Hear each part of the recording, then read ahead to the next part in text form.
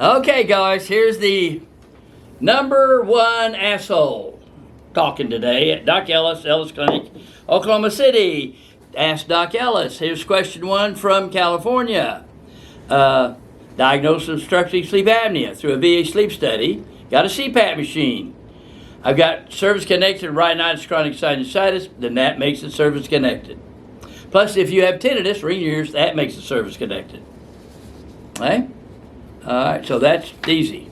You just need to come on in, we'll give you the magic word. It's called a nexus report, where we explain how the decreased laminar flow through your nose. For instance, everybody watching me, just barely touch your nose. Don't push it, just barely touch it. It makes it difficult to breathe. So those little things you football players put on to kind of widen their nose, just that little millimeter makes a difference. So if you've got rhinitis, swelling the membranes, service-connected, that contributes to sleep apnea. Also, you wake up every morning like you've been smoking all night without drainage back your throat. That's an easy one. Let's get you covered. Here is from, doesn't say where he's from, but anyway, Robert.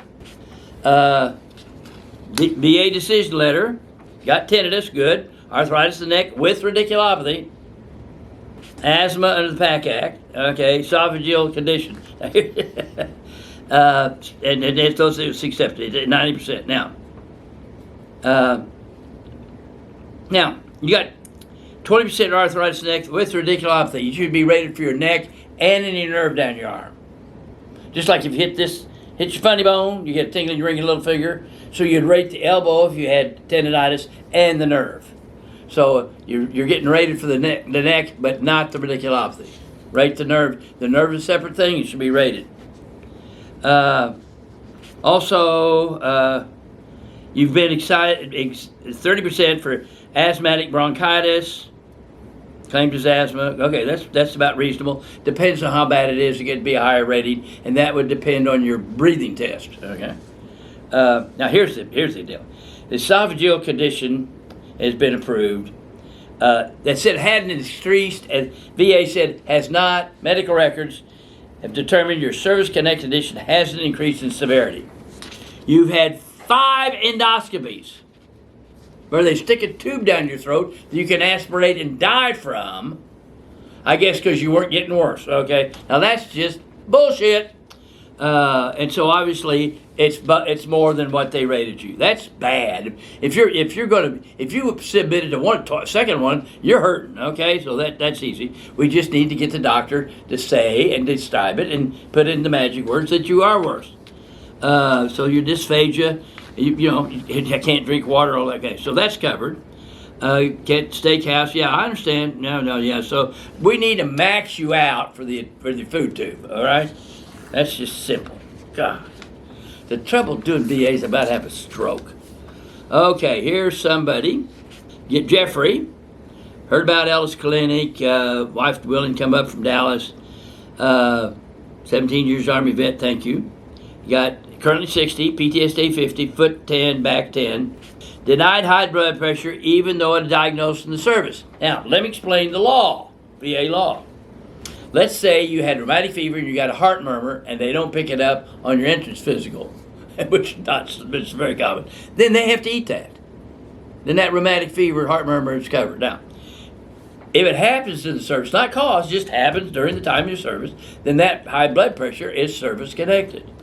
But then you've also got plantar fasciitis, flat feet, and Achilles tendonitis. So I assume you've gained weight over the years, and that contributes to your back, and it contributes to sleep apnea, and it contributes to your high blood pressure, and it contributes to everything. This is easy stuff, folks. So let's do it, but I need to be able to do it on video. If not, we'll come in and do a physical. Okay? But just get on ellisclinic.com, click appointments, click VA, fill out the stuff. Let's get you taken care of. Folks, the law is very fair. It's on your side. But now you have people, there's a bias against anybody filing a claim. You're all faking and cheating. No, if you're a Christian, you're supposed to obey the emperor, and the emperor's law says you're supposed to be treated for this. Now, if some of these conditions that we've just talked about were under criminal law, I say don't come in. We're not going to win that. This criteria is up here. State workers' comp is high criteria, but in federal workers' comp and VA disability, if it contributes the slightest amount, aggravates the slightest amount, it's covered. That's the law. The trouble is the doctors, nurse practitioners, and the PAs at the VA don't know how to write an extra report. I don't think LHI and QTC tell these people to lie, but they probably think they want them to write a 0. I don't think that's happening.